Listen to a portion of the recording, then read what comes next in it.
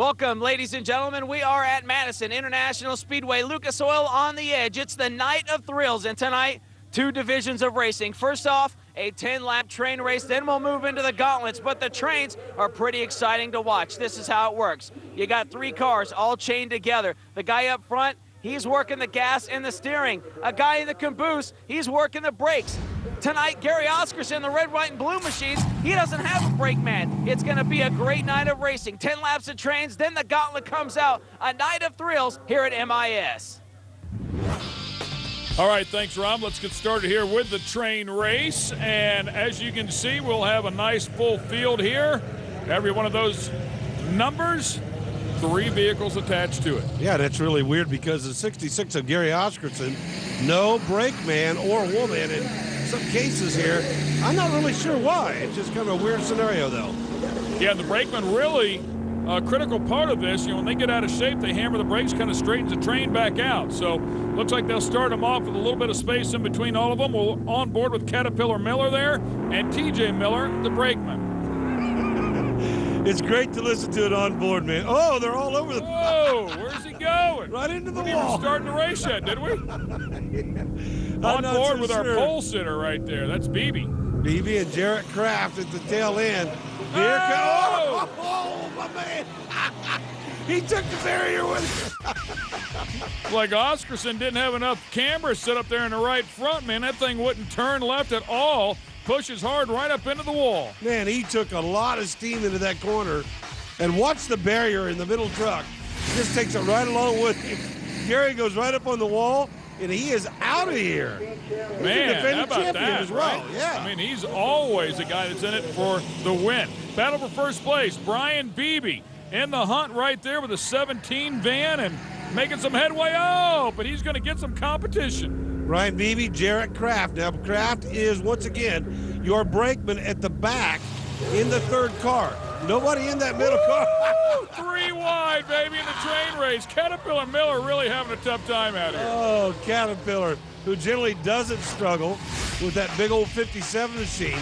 Got a little bit crossed up right there and now heads towards the guardrail. Actually got straightened up when he made contact.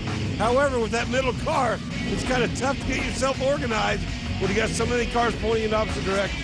Yeah, and he doesn't have his middle car tied up tight. You take a look at the veterans, and that middle car does not move very much.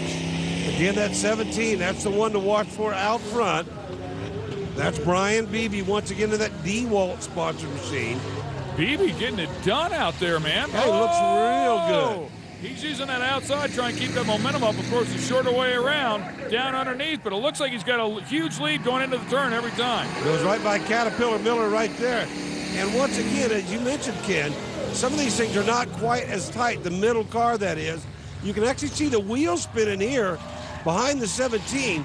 Meanwhile, take a look at the truck, which is running first and second right along with Beebe, and you'll see there are no front wheels, and it is tied up tight, as you mentioned earlier. Oh, and there goes Jarrett Kraft. The brakeman he's broke loose from the train.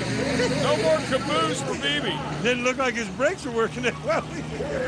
He's got a steering wheel. He's out of here. They might not have a steering wheel in the brake car. Kraft said, I'm over this mess, Beebe. You've done enough to me. I'm out of here. Well, we got... That's Lewiston right there, John Lewiston, and J.C. Cantrell. Cantrell with no right front. And that is what's declared your new leader right there. That's right. Cantrell with no right front wheel at all. And that should be a bit critical when it comes to braking, I would guess. That's not maximum grip right there, I don't think, when you're turning left. But it is a nice spark show. It does look good for the fans, but it's not good for the brakes. And also, it's taking a lot more for the truck to tow them around. Look out now. Here we go, the 43 jumping into that. Jim Rosenberg and Ryan Hall. Oh, they are mixing it up on the final lap, kid. The 431 trying to hang on to that thing, not getting a whole lot of help from that minivan in the back. Now he's got it straightened out a little bit. This may be too little too late because right there was the white flag. So only a half a lap to go. And we will declare a champion right here in the train race. Rosenberger and Hall, after battling so hard with Beebe and Kraft, are going to come around with a checkered flag and get the win. Snuck right up out of the middle of nowhere and did quite well right at the end. did it when they needed to. Rosenberger and the one and only Ryan Hall, your champions. Here's the path for the lead, just prior to the white flag. Yeah, boy, I tell you, man, that was pretty good action right there. He just came whipping in. You know, he was running the bottom line all night long, Rosenberger was, and really seemed to make it work for him. Just think if you're the trail car, I mean, if you're the guy on the brakes on both those things and you're in minivans. Here's your final results. Congratulations to Jim Rosenberger and company. Let's go down and talk to him. Jim Rosenberger, hey, congratulations. Nice run for you. You guys were all over the track, but still was pretty quick. Yeah, well, you just kind of go with what you got, and I wasn't sure if we were going to keep all our cars chained together at the end there or not. It was looking kind of ugly there for a minute, but... How about early? Oscarson went to the high line, looked like he was fast, and all of a sudden he's high-centered up there on the top shelf. Well, I guess that's what you get when you don't have a brake man. Oh, that is definitely the top shelf, top wall. Come on back for the gauntlet.